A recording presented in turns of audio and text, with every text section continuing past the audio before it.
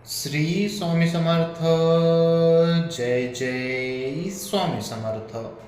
स्वामी तुमच्या सर्व इच्छा आणि सर्व मनोकामना पूर्ण करोत, हीच माझी स्वामीचरणी प्रार्थना.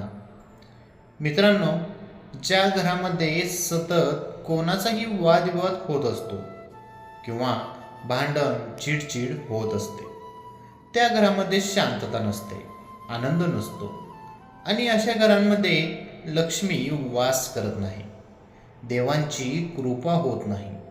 म्हणून कोणत्याही घरामध्ये वादविवाद होणे कधीही चांगलं नसतं.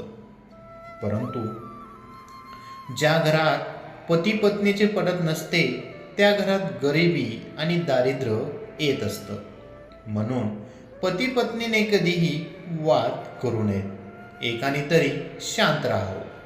ज्या घरात पती पत्नीचे पटत नसेल, सारखे वाद होत असतील किंवा दोघांमधून कोणीतरी खूप चिडचिड करत असेल, तर हा सोपा उपाय करावा.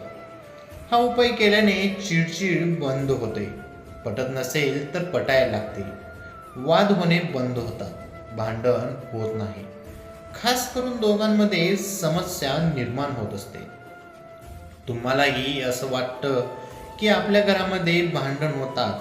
हा उपाय करण्यासाठी तुम्हाला संध्याकाळी फक्त 1 ग्लास पिण्याचे पाणी घेऊन देवघरात बसायचं आहे.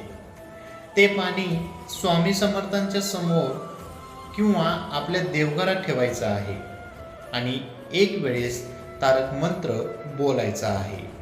रोज संध्याकाळी 1 ग्लास पाणी ठेवून तारक मंत्र तुम्हाला बोलायचा आहे. तारक मंत्र बोलून झाल्यानंतर ज्याही 2 लोकांचे भांडण होते किंवा पती पत्नीचे पटत नसते किंवा जो ही व्यक्ती चिडचिड करत असेल, त्याला ते पाणी प्यायला द्यायचं आहे. जर पती पत्नीचे पटत नसेल तर दोघांनी थोडे थोडे पाणी प्यावे. आणि जर कोणाला शंका होईल की हे कसले पाणी आहे, हे पाणी का देत आहे, तर याचा सरळ उपाय आहे की आपले सगळ्यांचे जेही पिण्याचे पाणी असते, माठ असते किंवा बॉटल असते किंवा कुठेतरी पाणी आपण पिण्याचे भरून ठेवतो, त्यामध्ये ते पाणी मिक्स करून टाकायचं आहे. ते ग्लासातले पाणी त्यात टाकून द्यायचं आहे, म्हणजे सगळे लोक ते पाणी पितील आणि कोणाची चिडचिड होणार नाही. सगळ्यांच्या आपापसामध्ये पटायला लागेल, वादविवाद होणार नाही. तर नक्की हा एक उपाय तुम्ही करा, फायदा होईलच. श्री स्वामी समर्थ. जय जय स्वामी समर्थ.